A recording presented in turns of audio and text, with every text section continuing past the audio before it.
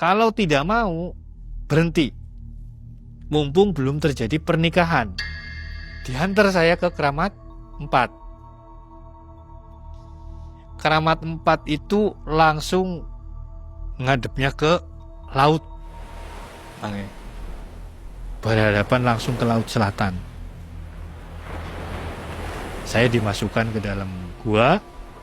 Saya diantar selepas maghrib, dipasrahkan di situ, saya ditinggal sendiri Mangai. Malam ketiga, datang putri itu 3 lagi Mangai. Itu memang gak lama, terbang. Terus, cek, di hadapan saya Mangai. Berubah jadi putri beneran.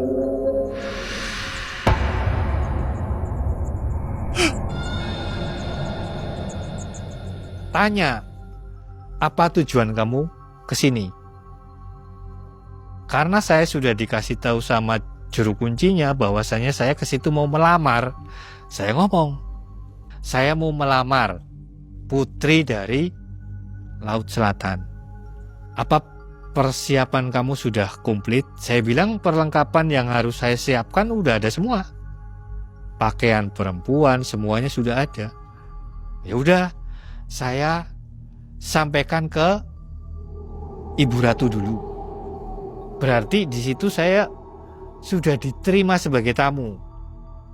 Karena saya udah terlanjur keluar, saya sama juru kunci dianjurkan panggil dari rumah Mangai. Tapi semua perlengkapan perempuan itu harus saya ambil lagi. Tengah malam itu pintu kamar saya pada saya kunci Mangai. Kayak dibuka. Klek gitu. Bukalah pintu kamar saya, terus ditutup lagi. Krek. Itu begitu sudah tertutup, saya tungguin. Kok nggak ada apa-apa gitu kan? Si perempuan itu udah lagi duduk di tempat tidur Mangai. Duduk ngeliatin saya. Itu. Oh, kok udah ada di kamar gitu. Saya tanya, kamu siapa? Di situ yang saya masih ingat Mangai itu namanya ada Putri Tunjung Sari. Kata dia, kamu kan manggil saya. Saya yang ketemu sama kamu di dalam gua kemarin.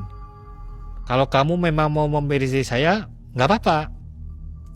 Tapi sebelum kita, kalau kita mah akad nikah Mangai, kamu saya bawa dulu menghadap ibu. Malam ketiganya datang Mangai, itu agak cepet. Baru lewat 2 jam 12 malam lah, kurang lebihnya udah datang. Saya panggil langsung datang. Sama itu datangnya seperti orang buka pintu. Dengar suara pintu dibuka, terus saya tungguin, sudah ada di tempat tidur.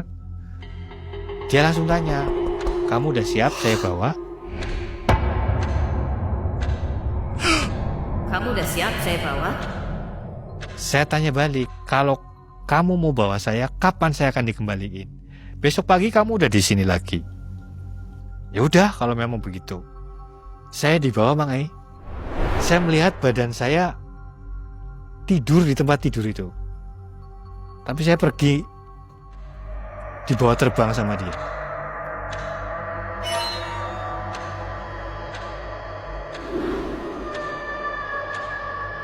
Cuma yang saya menjadi tanda tanya, tidak dibawa ke, saya kan bayangannya ke keraton atau ke apa lah gitu Mangai. Dibawanya ke gua itu lagi Mangai. Gua tempat saya semedi lah katakanlah. Hanya gua itu sudah terang benderang Mangai. Di situ ada mungkin perkiraan saya mungkin itu Ibu Ratu mungkin. Saya nggak tahu itu Ratu Pantai Selatan atau yang penting itu Ibu Ratu. Si perempuan yang bawa saya hanya memperkenalkan itu ibu saya.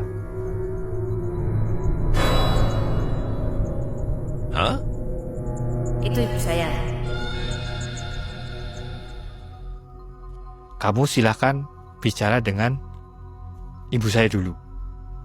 Kemudian saya ngomong, Ibu Ratu, saya di sini mau melamar putrinya ibu, salah satu putrinya ibu, kalau diperbolehkan. Kata Ibu Ratu, apa kamu sanggup kalau dikawinkan dengan anak saya, salah satu putri saya?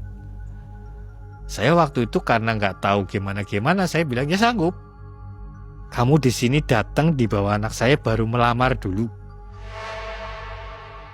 Persyaratan apa yang akan saya minta nanti akan diomongin sama putri saya, tapi tidak di sini, di rumah kamu. Udah cukup segitu aja. Saya dibawa pulang, Mang Ei. Itu nggak taunya begitu saya jawab, ya udah nggak apa-apa kalau besok mau datang lagi.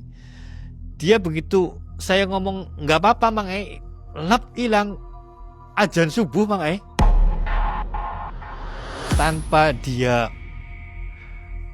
kedengeran buka pintu atau ada isyarat apa-apa, udah ada di kamar saya, Mang Ei. Dia tanya lagi pertama, gimana kamu benar-benar sudah tekad bulat pengen jadi suami saya? Saya bilang iya. Kalau kamu sudah bertekad jadi suami saya, persyaratannya satu, kamu harus berhubungan sama saya seperti suami istri karena kita memang sudah nikah. Satu. Kedua,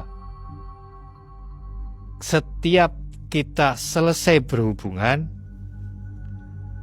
itu nanti ada tanda di tubuh saya. Ketiga, sampai pada akhirnya saya nanti akan hamil. Saya akan melahirkan, kemudian kamu akan punya anak dengan saya. Kalau saya sudah berhubungan dengan kamu, apa yang akan saya dapat dari kamu? Kata dia, setiap kita selesai berhubungan sebelum saya pergi, saya akan tanya, kamu pengen apa? Kamu minta apa?